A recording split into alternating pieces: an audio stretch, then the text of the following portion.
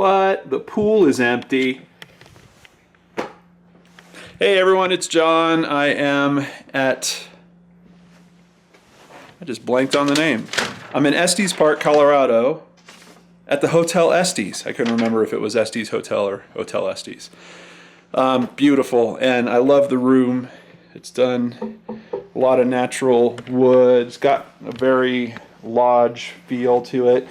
And I had this weird thing at the hotel I was staying at last night where I was like, man, I gotta get some microwave popcorn. I was just fiending for some microwave popcorn. Uh-oh! It's like someone read my mind. Here we go, here's their logo. So I am a couple of hours early for my tour at the Stanley Hotel.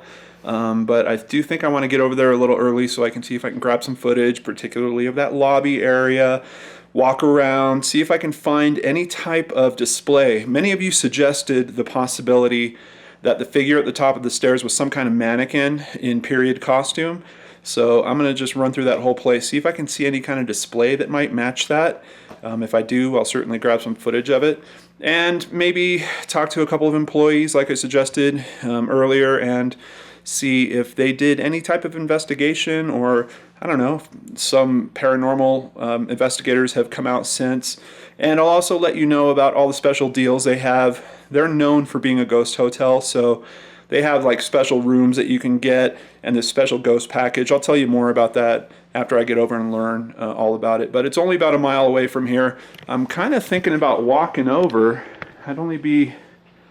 It's a real light snow and I'd only be in it for, 15 to 20 minutes. But after the tour, it's going to be dark. I don't know. I still got to figure out if it's the smartest thing to do. It was weird driving into this place because you're coming up through the mountains and all of a sudden you like turn this one corner and I swear to God, it's like all of a sudden you're in the North Pole. It's just everything's covered in snow. There's this constant snowflake falling. It is so beautiful out here. But it does remind me a bit of, especially some of the later scenes in The Shining. And it really occurred to me what a brilliant move it was for them to take a location that is desolate like that, like a hotel out in the middle of a snowy plain like that, but to take such a beautiful view and turn it into a scary place. Really brilliant filmmaking. I've never been... I went to the snow a couple times in California, but it's quite a bit different. It's not like this where you can see for miles and there's snow for miles. And I got comfortable driving in the snow today. Well, at least light snow. So, I don't know. It's really just hitting me just how beautiful this type of environment is. And I totally see why people would live in this type of area. And I'm hoping that's a good sign for me being in Minnesota, because every now and then I'm sure we're going to get snow. All right, next time you see me, I should be at the Stanley Hotel. Ooh, inspiration for The Shining. Stay tuned. That's why you should go with the Dish 2-year TV price guarantee. It's $49.99 a month for 2 years, guaranteed.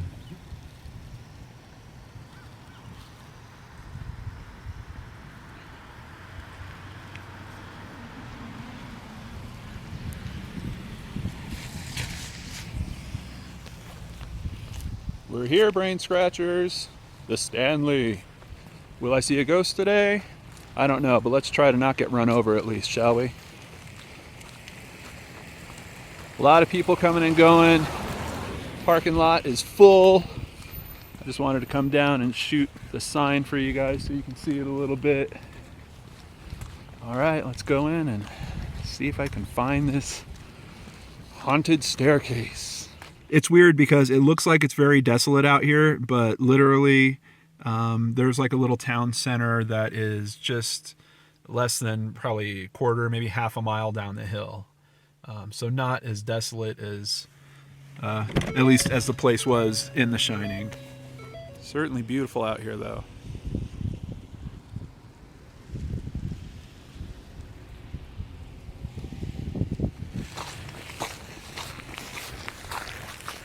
I don't know, but for a place that's fancy, I was kind of expecting a little more pavement. Here's some. Now, if you go to the Stanley Hotel, or if you're in the Estes Park area of Colorado at all, you have several options for getting your ghost hunter on at the Stanley Hotel. I think what I did, I would consider the lowest bar of entry. They have daytime tours and nighttime tours. I did their nighttime tour, which I think is geared a little more towards the ghost stuff. Their daytime tours, I believe, are skewed a little bit more to historical things about the site and about the owners, about the Stanley family and all that stuff. However, if you want to get even more serious about it, you can request a room if you're staying there on the haunted 4th floor. So basically you can request a haunted room. And according to what the tour guide Tommy said, several people try to stay in those rooms and then usually leave accusing the hotel of messing with them. And he insists the hotel doesn't do anything like that. I have to say, after being on their official ghost tour, I highly doubt that the hotel does anything like that. There was no gags. It was very respectable. It was a bit more about the history and about the people and why they think those people might be haunting certain parts of the hotel, and about some of the experiences that people have had there that are paranormal. But there was at no point was there anything hokey, any type of special effect or trick to try to amplify the tour. It was really, I gotta say, I really enjoyed it quite a bit. But let's get started by taking a look at the hotel. First of all, it's just awesome to look at from the outside. There's amazing views all the way around it. Great architecture. You can see all the different years that it's been updated, and there's other buildings around it that aren't quite as updated. I just love looking at history in this way. It's really something that I always enjoy doing whenever I go anywhere, particularly cities that are older, but this hotel definitely fits the bill for that. Some very cool art you'll see around here, like these lions. I really enjoyed these pieces. This little car is really fun. It had some kind of whiskey advertisement on the back, but very cool to see kind of an old-timey Stanley car there. And it wasn't the only one. Here's another car. This is from inside the main lobby. Actually, based on that ghost picture that I talked about on Johnny Vlogs several weeks ago, if you just look to the right of where that picture was taken, this is the car that you would see there. And I have to say that once I went inside, I kind of went in the side entrance and wound up right at the tour's office. And I bumped into something that I think was a major clue in either debunking or supporting that ghost picture, but I'm going to save that till the end. So here is a picture of the actual grand staircase, and as you can see from this angle, there is no plant up there. There's no shrubs or anything. I know that some of you had suggested that it looked like maybe there was a planter of some kind or some kind of small shrub or tree back there. Nothing on that level that matches that description. I was really surprised at how busy this place was. I mean, to be quite honest, for that guy to even get a picture with supposedly no one in the lobby, I wouldn't have been able to do that today. It was extremely busy. There was at least a dozen people in the lobby every time I was in there, sometimes more like 2 or 3 dozen. It was, maybe he was here at a time when business was a bit slower, but for me to try to recreate his picture today would have been practically impossible. They proudly display this in the tour office. As we can see, our good friends from Ghost Adventures, Zach Baggins and crew, have been on site. And they also included some cool stuff that looked like recreations of props from The Shining, which is really cool. Here we got a picture of the typewriter. All work and no play makes Jack a dull boy. We've got, of course, the classic Shining poster. Now, worth noting, this version of The Shining, the Stanley Kubrick one, was not filmed there. However, the story was concocted by Stephen King while he was staying there. He was there for the last day of the season. They were literally closing up operations, and he was able to talk them into letting him stay one night there. And he had some freaky experiences that happened to him in that night, and apparently that gave him the bones for the story, The Shining. Now, according to the tour guide Tommy, he was not very happy with the Stanley Kubrick version of The Shining, so eventually he gets the film rights back, and that's when that miniseries came out with Rebecca De Mornay, And that version is called Stephen King's The Shining. It's much longer. Apparently it follows the book very closely, and it is also shot at the Stanley Hotel. Now, outside of that, there was a movie even far more terrifying than The Shining that was shot at the Stanley Hotel. That's right. Dumb and Dumber. Now, part of this story is room 217, which I guess is a key room in the book The Shining, which was changed to room 237 for the film The Shining. Room 217 has some history around it. It was destroyed at one point, so there is some rumors of spirits that are occupying that room. Apparently, Jim Carrey tried to stay in that room, only stayed in it for 3 hours, left the hotel and said he was going to Holiday Inn and checked himself in at the Holiday Inn. He only came back to the hotel to film scenes, and outside of that, he would not stay inside the building. Now, if that's because of ghosts or because he didn't like the room service, I don't know, because you can never tell with creative types like that.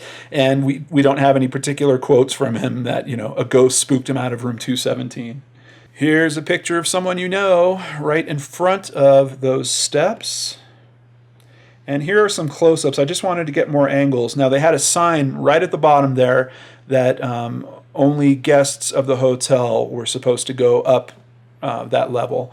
And it makes sense because the only thing that's up above those steps are there's 4 total floors. So there's 3 more floors above those steps, which are all rooms. And, of course, they don't want ghost hunters or, people that are just coming there to search for things, traipsing around all of their guests that are paying to stay there. And it's not horribly expensive to stay there. When I was looking online, I think I could have stayed there for about $250 a night, but considering that I'm already staying several nights on this cross-country trip, I just didn't want to spend that kind of money. I didn't mention it before, but when I was starting to tell you about other ways that you can investigate there, if you're more serious about investigating, not only can you request one of the haunted rooms, but if you pay more, they will actually give you what they call a K2 meter, some kind of ghost meter, so that you can investigate on your own. And if I recall correctly, that was about $350. I think it included being able to take the tour as well as a free mug or something like that, some other things that you could take, some keepsakes. So they had a couple of different packages for you to do your ghost hunting there if you wanted to. I don't remember this big potted plant being in his picture. I'm going to have to check his picture again. Maybe he was standing in front of it with his panoramic on, but I thought that I was getting pretty close to the same spot where he was standing. As you can see, there's the desk to the left. I don't know. I don't know. Maybe they added that table and that potted plant after the fact. Here's a shot of outside from the front main door. You can just see beautiful views around there. That's another tour group that's going. Great details in this place. This was a cool little key. I don't even know what it's for, but it was right next to this kind of old metal and glass elevator that was really cool looking. I really love the decor and the detail in this place. So here we go. Let's get into the tour. Here is my sticker. Now, what was funny about this sticker is one of the women that was checking people in for the tour had this joke that she was telling everyone. She said, here's your sticker. You can wear it on your nose, your forehead, or any cheek. And that includes... God, I'm ruining the joke. It wasn't that good. But your nose, your forehead, or any cheek. Well, you've got 4. Okay, so she was making a joke about your butt. But the thing that was actually funny about the joke was some people didn't realize she was joking, probably because it wasn't that good of a joke, and they were literally putting the sticker on their face. Now, admittedly, some of these people were like 7- and 8-year-old girls, but there was also women that were considerably older that started the tour with a sticker on their face. And during the beginning of the tour, all those stickers quickly moved to more appropriate parts of the body. So here's our tour guide, Tommy, and he starts with a quick little video, which has some interesting history. There is a hydroelectric plant that the Stanley family built there, which basically gave electricity to this whole area, the whole town that is around this, which I thought was really, really cool. And not only that, he didn't charge anyone for the electricity. basically that hydroelectric plant was making electricity he could have been charging people for, and he said it was perfectly fine. He just wanted them to buy light bulbs. So I thought that was really, really cool, very interesting. They start with a quick little video segment in this room, and they just kind of show you a little bit of the history and why. It's a bit of a theory about why there might be spirits here, and it kind of ties together the hydroelectric plant, all these historical people, and the minerals that are actually in the ground out here. And I do have to say, it really struck me on this drive, particularly coming to this leg of my trip, that there are some interesting colors that are happening in the mountains around here. There definitely is something to be said for much different mineral deposits than I was used to seeing in California, for sure. So here our group is going outside. Everyone had to zip up their jackets, but we weren't outside too long. We were heading to a concert hall. There's a picture of the sign, the concert hall, and you're not going to see much more because of what happened in there. Quite honestly, this might be the scariest part of our whole tour. We go into the concert hall, and he kind of ushers us upstairs, and he's like, shh. We go upstairs, and I look, and I could see where the piano was. Here's a picture of it, but the screen was pulled down. However, you could hear the sound of someone hitting the same key. Dong, dong, dong, dong. Dong, dong, dong, dong, dong.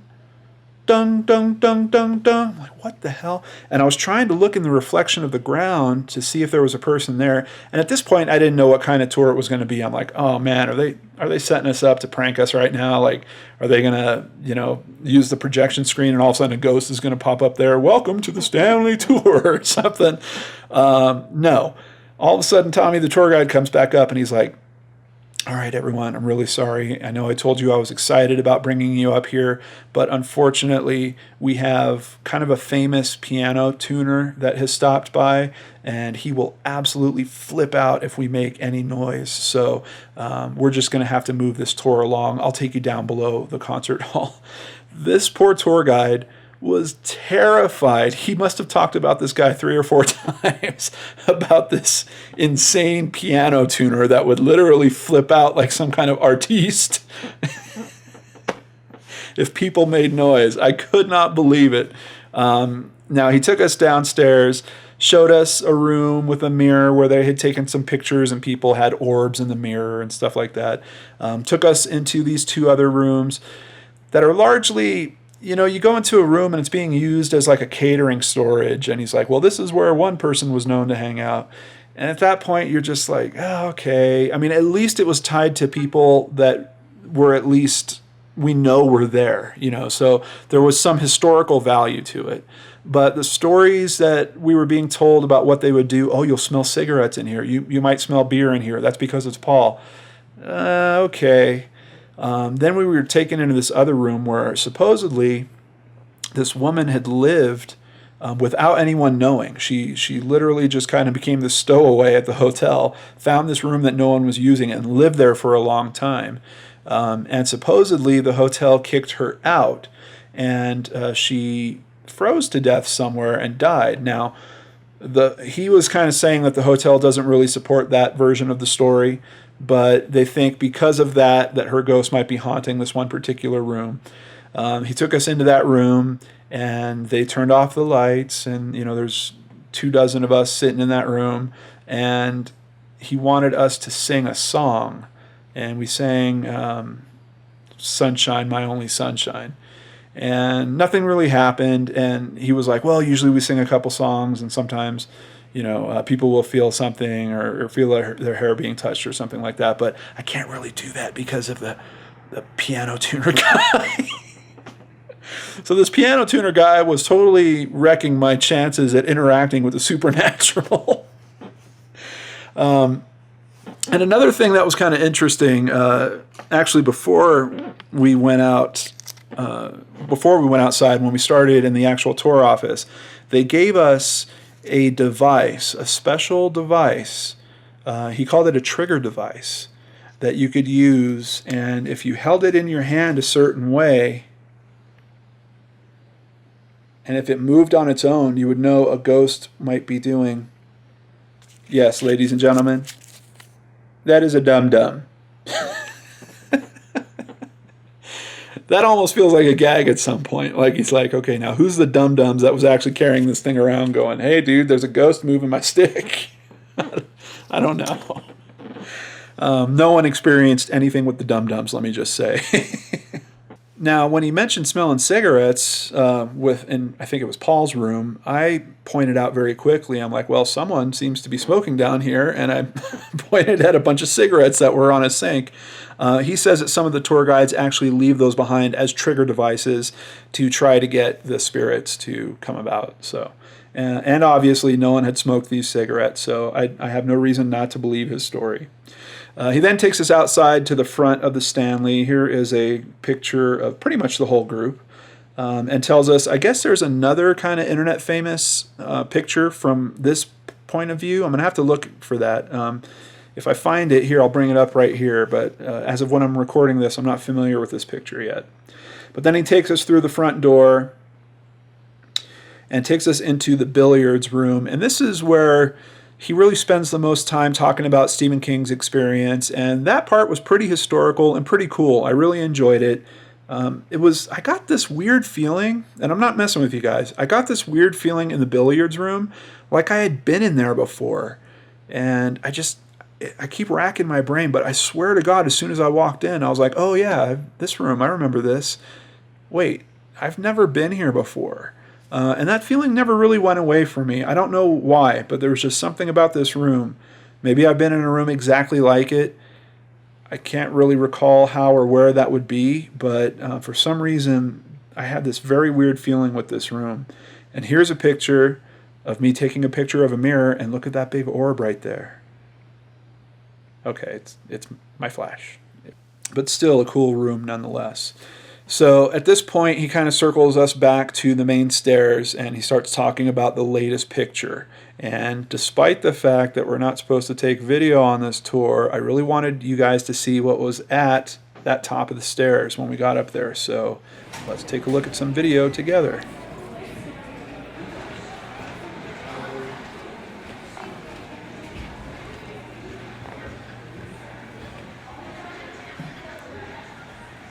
Hey, you know that guy. So you can see no potted plant, no other objects that could really make that form up there. A lot of mirrors, so definitely potential for a lot of reflections with the mirrors and all the glass around there. So then I saw this picture and I thought, whoa, that old woman, maybe, that picture is about where that apparition appeared. But then when I put the flash on, I realized, oh, that's not a woman unless she has some incredible sideburns. Now, is there some backstory to a woman in Victorian dress that would be standing at the top of those stairs? Yes. Apparently, Mrs. Stanley, I believe her name is Flora, the wife of Mr. Stanley, as in the Stanley Hotel, there is a picture of her up on the opposite side of where that apparition showed up. So here's that picture. And as you can see from it, definitely wearing something that you would consider Victorian garb. She's got a lot of white around the neckline, which is something we noticed about the picture. So there does seem to be some precedence for a picture like that appearing if this was truly an entity of some type. What I'm curious about is why the person that took the picture didn't talk about that context at all. Basically, all he's mentioned about his picture was that he didn't see it until later, and he knew no one was on those stairs because he waited for no one to be on those stairs when he took the picture. It hits me a little weird because if he did the tour at all, if he looked into the history of the place at all, and I believe he's a public relations person for some kind of tourism or another hotel or something, he would have known about this woman, and he would have known that there would be some significance to a female form in Victorian garb appearing at the top of the stairs like that. But his story seems to miss those facts. And they have just these beautiful mirrors. The weird thing about this mirror was the image was actually really distorted as you're walking up on it. It was almost like a funhouse mirror in some weird way, but I really love how ornate the frame is. Very, very beautiful. Here's the stairways leading all the way up to the haunted 4th floor, which he took us up to. Of course, room 217, the one that terrified Jim Carrey. And this is a long hallway up on the 4th floor, and it just reminded me about some scenes from The Shining, just about how long those hallways could be. I even told the tour guide as we were walking up there, I'm like, I'm waiting for a kid in a big wheel to come around a corner. On the 4th floor, there was this weird staircase that led up to what looked like an attic area, and of course, it looks like someone tagged it up there, Red Rum. Then, to finish the tour, they take us to what would, I guess, aesthetically be the creepiest of the locations. It is a tunnel system that was built kind of under the hotel, and apparently all the buildings were connected by tunnels at one point. There's been some damage to them, so I don't think all those tunnels are still active. But here you can see all of the tour group crammed into the tunnel system. Just kind of, once again, interesting seeing all this stone and beautiful wood. And this big rock, definitely the creepiest looking of the places. There was this weird little tunnel down here. We had a bunch of 8-year-old, 9-year-old girls with us, and they wanted to go down that tunnel, but for some reason none of their flashlight on their phones worked, so I actually kicked mine on and kind of shined it under there so they could see what was down there. It was just a tunnel that went to nowhere. I like the look of this area, but there wasn't anything particularly supernatural about it for me. As a matter of fact, he didn't even really have any historical stories about anyone that had something happen to them down there or something like that. And by the time we were done, this is what the front of the hotel looked like. So here's the BrainScratch. Is that ghost picture real or false? I don't know that I could say for sure that it's false. What I can say for sure is I found a couple of examples that literally hit me within 5 minutes of me walking in the door that would be reasonable explanations for what that picture is. First of all, when I walked in and bumped up against the tour office, they had this video display outside that was showing all the paranormal pictures that were taken by guests, people just like me with their cameras in there. Most of the pictures were extremely blurry. Some had orbs in them, but there was one in particular that caught my attention. Apparently this woman is known as Scary Mary. She is a long-time tour guide there, and as you can see, she's wearing a black Victorian dress. Now, is it a perfect match for the image that we see in the ghost picture? I wouldn't say it's perfect. Scary Mary, she's a little bit thicker than I think the image is, but if you consider that that image was a panoramic shot and it's actually several pictures kind of stitched together, if she was moving at some point, that might obstruct part of her body. It's very possible that it could be her. This is the only person I saw that was in straight up Victorian garb, but it was like as soon as I walked in, that picture popped up. I even waited for all of the paranormal pictures to loop so that I could get a picture for you guys of Scary Mary, the exact same one. So this is Scary Mary.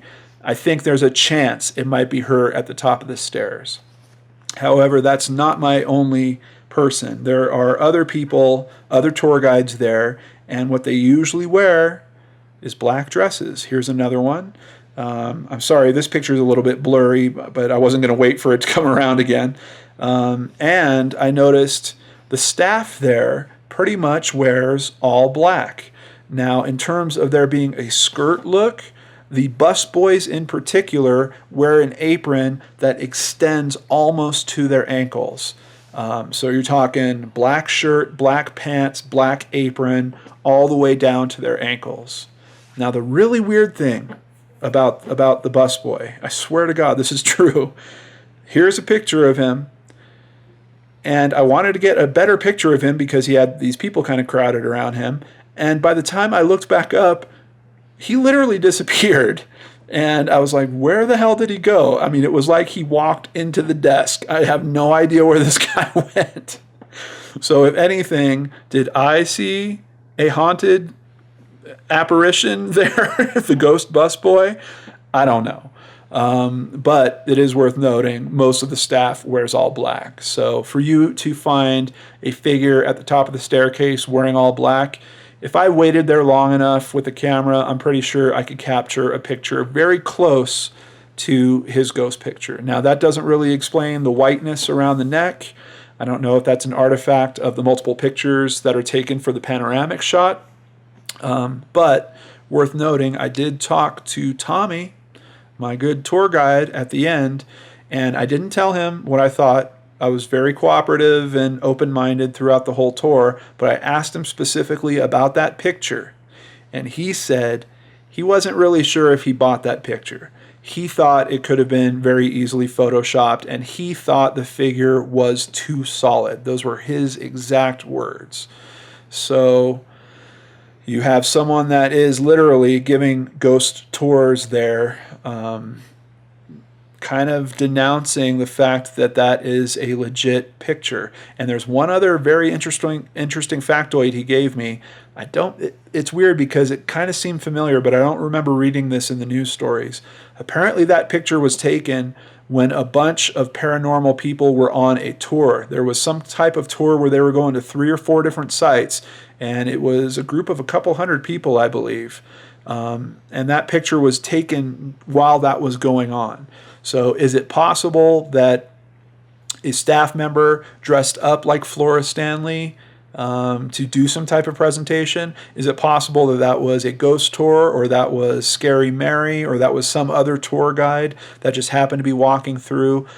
I think there is a high probability that it is just a person. Staff member, tour guide, possibly a ghost busboy.